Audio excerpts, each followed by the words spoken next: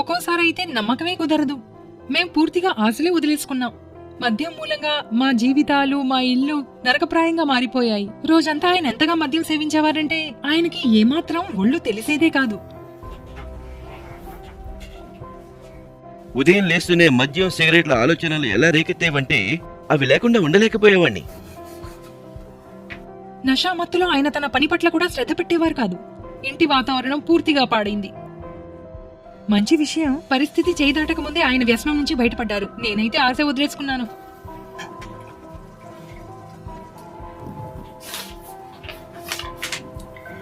అయితే ఆయుర్వేదిక మందు addiction killer అసాధ్యాన్ని సుసాధ్యం చేసింది.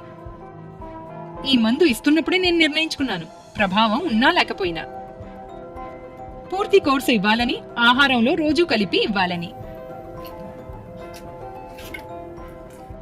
ఇప్పుడు చూడండి, నా విశ్వాసం ఇంకా మందు యొక్క ప్రభావం రెండు పనిచేశాయి.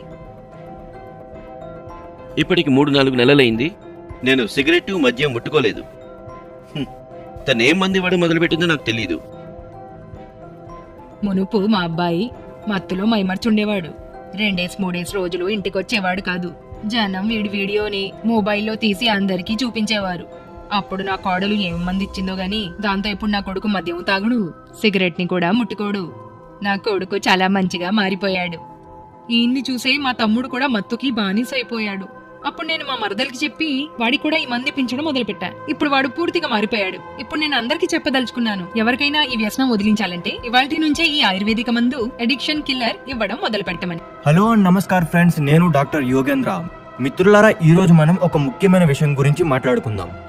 అదేమిటంటే మన సమాజంలో పేరుకుపోతున్న మత్తు వ్యసనాలు, ఎడిక్షన్ జబ్బు కోసం మాట్లాడుకుందాం.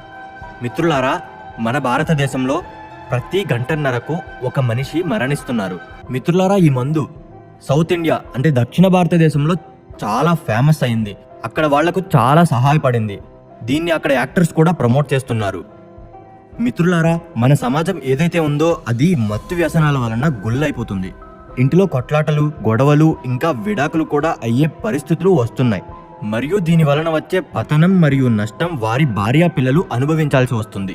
మిత్రులారా, ఈ వీడియో మీకు సహాయపడిందని ఆశిస్తున్నాను. ఈ వీడియోను లైక్ చేయండి, షేర్ చేయండి. మీకేమైనా అనుమానాలున్నా లేక ప్రశ్నలున్నా కింద ఇచ్చిన నంబర్కి కాల్ చేయండి మరియు వాటికి సమాధానాలు పొందండి. నేను మళ్ళీ మరొక వీడియోలో మిమ్మల్ని కలుసుకుంటాను. అంతవరకు మీరు మీ ఫ్యామిలీపై కేర్ వహించండి. నమస్కార్, జై హింద్.